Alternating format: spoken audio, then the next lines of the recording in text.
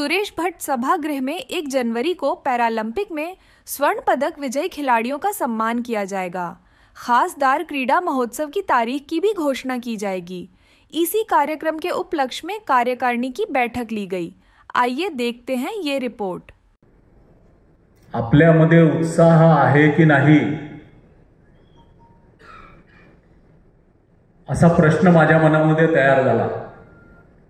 मोठा ग्रासरूटचा इव्हेंट जर कुठला असेल तर तो तुमचा आणि आमचा खासदार क्रीडा महोत्सव आहे।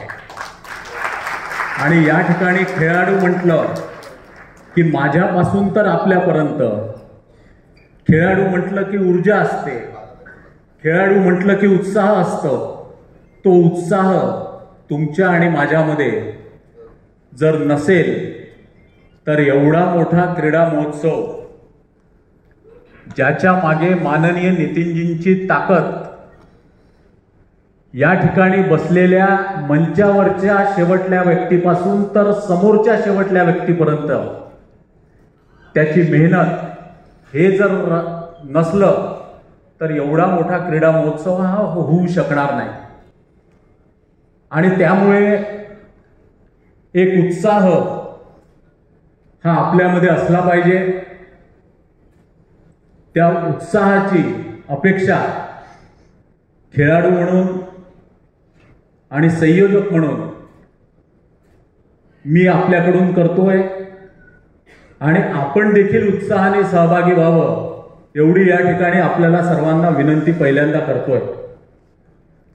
आणि त्यामुळे माझ्यासोबत एक नारा आपण देऊया इथे, जो खेळाडू म्हटलं की मला सहज विजय मुनेश्वर सर म्हणाले की परवा म्हणजे 1 तारखेला जो आपण कार्यक्रम ठेवलेला आहे की तो कार्यक्रम इतका सुंदर कार्यक्रम घेण्याचं खासदार क्रीडा समितीच्या डोक्यामध्ये कसं काय आलं। आणि त्यामुळे पहिल्यांदा एक नारा देऊ, बोलो भारत माता की जय। संदीपजींनी पूर्ण विषय सांगितला। आता तो विषय सांगितला तर आपला कार्यक्रम कोणत्या तारखेला होणार आहे? फ्लॅग वितरण आणि त्या 7 गोल्ड मेडलिस्टचा सत्कार करायचा आहे, तो कोणत्या तारखेला होणार आहे? जरा जोरात सांगा। पक्का ना?